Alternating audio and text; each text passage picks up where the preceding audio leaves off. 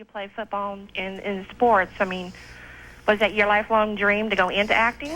Actually, it was not even close. It was sort of the last thing I anticipated doing until I was in college, and I started thinking that maybe that was something I wanted to do. My father was a director, and I knew that at some point in time, athletics would end, and I'd have to go and get a real job. If you can call this a real job. If you go to work at 5 o'clock in the morning and don't get home till 1 o'clock in the morning, you have a real job. That's a real job. Yeah, That's a real job. Yeah. So what happened is actually I started as a writer, and I wanted to write, and I wrote, and I wrote, and I wrote, but I wasn't making a lot of money, and the last thing my father ever wanted me to become, since he was a director, was an actor. But it turned out that I could make more money more quickly as an actor, and so I continued writing.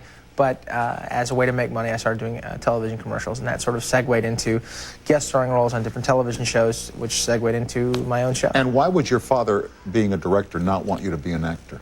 Because being an actor is sort of like, it's like being an athlete. You're a piece of meat. You really are, unless you are the big star, unless you are Emmett Smith or Troy Aikman. You know, you're really... all those other players that are playing, those guys are getting traded around, moved around. You know, you're always getting pushed up against the wall. You know, your job or perform and that sort of thing. And as an actor, you go in, you get rejected. It's just so much loss of power. You have no power over what you're doing, and that's why he wanted me to steer clear. But he didn't want that rejection to sort of knock me down. Have you thought?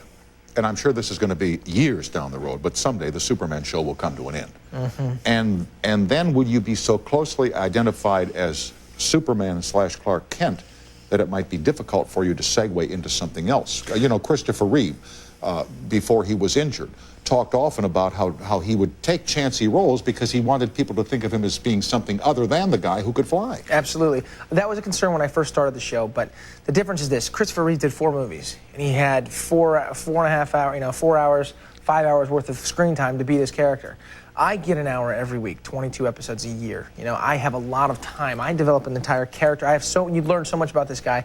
You're with him all the time. I don't think in any way I get pigeonholed as just the guy who can fly. Okay. But 2 things also to that effect is the characters are so specific. Clark wears glasses and is a specific way. Superman, has his hair plastered back and he wears the suit, and that's very specific. So when I do anything outside of that, and I have really a lot of film possibilities right now. Like moving pictures. Big moving, yeah. I'm very excited about that, and I'm headed there without a question. For me, it's an easy segue. Okay, Sandra, I'm glad you called, and I hope we've answered your question. Thanks, yeah, Sandra. thanks a lot. Y'all right. have a good Christmas. All right, you too. Bye-bye. Happy holidays. Here is Beth in Morgantown, West Virginia. Hello, and welcome to CBS. Hi. Hi. Hi, Dean. Hi, Beth. How are you? Good. How are you? Very well, You don't thanks. spend a lot of time with Tom tonight, do they? No. It's okay. I was just wondering, are you thinking about maybe directing or writing more in the future? Well, actually, yeah. I've thought of both those things. I mean, I write 1 episode a year thus far. It's hard to write in the middle of the season because so much is happening. I really enjoy the writing, though, so I definitely probably write some more in the future. Directing, I would probably only direct one of the first or last episodes of the year because there's no time to prep. There's no time to get ready to do it. You're so busy, you don't have the time to do all these different things. My father, being a director, I grew up, as a director's son, right there next to him, watching. Why are you using this lens? Why are you shooting it this way?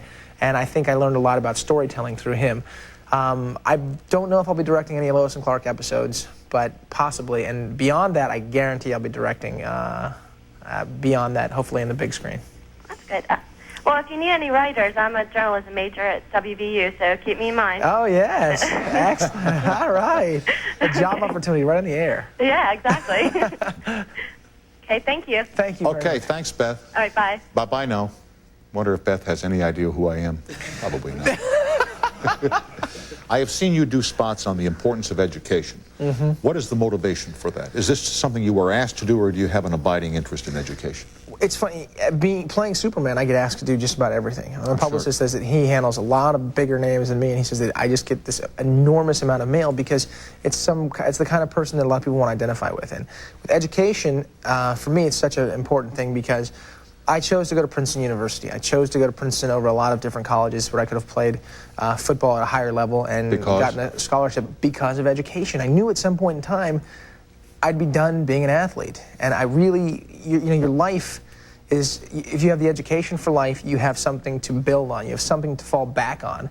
That's enormously powerful, and that was the wisest decision I ever could have made. There's no way I could foresee what that would mean to me, and it has changed my life in the most positive of ways. And what is your undergraduate degree in? History. Really? Yeah. And while at Princeton, you were an All-American football player? Yes. Established an NCAA record for the number of interceptions in a single season. Yes. And were drafted by the Buffalo Bills of the National Football League. Actually, I was a free agent. They don't draft many guys out of the Ivy League. We have to go in and sort of earn our stripes. And when you were with the Buffalo Bills, something bad happened.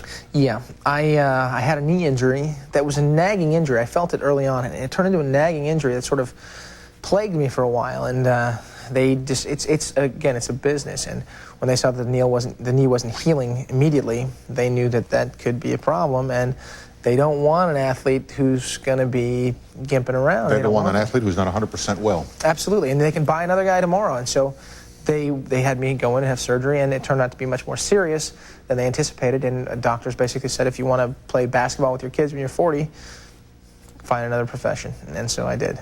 And how often do you think what might have been, you know? I really am not too concerned about it. The only thing I wanted to do, I got to tell you, I got hurt and had surgery 3 days before the first preseason game.